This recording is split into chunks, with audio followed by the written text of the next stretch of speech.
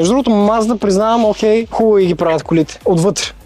И отвънка, окей. Сега за друго не мога да гарантирам, ама вижте за какво става въпрос. Супер е колата. Идеална за женска, за мъжка, за мене. Също става даже. Тук е възглавничка, да не ви пада телефона тук, между другото, това е готино. Какви километри си да запалим? Старт-стоп.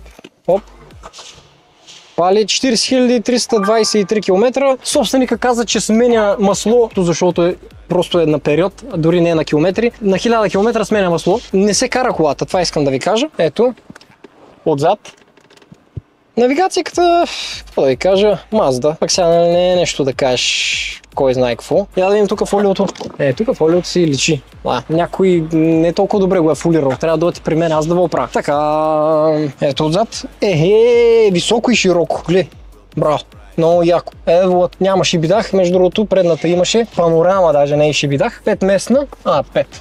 7 батко, 7 местен звяр. Като е супер широко с климатроник и отзад. Го пускаш го. Трябва да обаче го пуснеш отпред първо. Нали така да? Чая да го пусна, че сега почне ми се боря акъл, че не бачка. Пускаме. Цак. Да, ето. Почва бачка и тук отзад, мога го спрете. Добре. Вакуум. Няма вакуум. Автоматичен багажник дали има въпрос? Няма автоматичен, па е много тежък на всичкото отгоре. Ска, че има място за всичко. Я имам тук някакви резервна гума, има ли? По принцип ето няма, но си оборудвам автомобила. Така няма автоматично. Я да видим какви пари искат за тази кола. 62 000 лева на обяв.